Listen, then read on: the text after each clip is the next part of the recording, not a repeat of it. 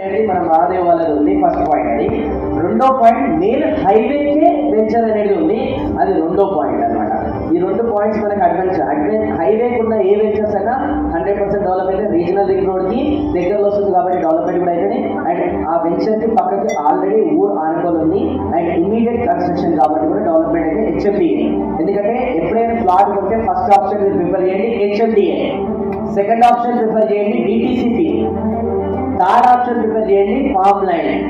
Farm land ఎవరు కొనాలి? ఎవరైతే హెచ్ఎండిఏలో ప్లాట్లు కొన్నారో, డిటిసిపిలో కూడా ప్లాట్లు కొన్నారో, ఇప్పుడు మంచి ఫ్లాట్లు ఉన్నాయి, ఇక బిందాస్ లైఫ్ వీకెండ్ హోమ్ అనుకుంటే ఫామ్ హౌస్ ఉండాలి అనుకుంటున్నారండి, వాళ్ళు వెళ్ళి అప్పుడు ఫామ్ ల్యాండ్లో ఇన్వెస్ట్మెంట్ చేసుకోవాలి. అంతే, స్టార్టింగ్ ఇన్వెస్ట్మెంట్ తీసుకొచ్చి తక్కువ దొరుకుతుందని డబ్బులు తీసుకెళ్లి ఫామ్ లైన్ ఇన్వెస్ట్మెంట్ చేశారనుకోండి అప్రిసియేషన్ అంత ఉండదు. అది స్టార్టింగ్ ఇన్వెస్ట్మెంట్ చేసే వాళ్ళకి సెట్ కాదు ఫామ్ ల్యాండ్. ఎవరైతే ఆల్రెడీ మల్టిపుల్ ల్యాండ్స్ కొనుక్కొని ఇంకా మనకి అప్రిసియేషన్ అవసరం లేదు, మనకంటూ ఒక ఫామ్ హౌస్ కట్టుకుంటూ ఒక ల్యాండ్ అనేది ఉందా, లేదంటే పొలం ఏదన్నా పండించుకోవడానికి మనకు ఒక ల్యాండ్ అంటూ ఉండాలనుకున్న వాళ్ళు ఫామ్ ల్యాండ్ ఇన్వెస్ట్మెంట్ చేయాలి.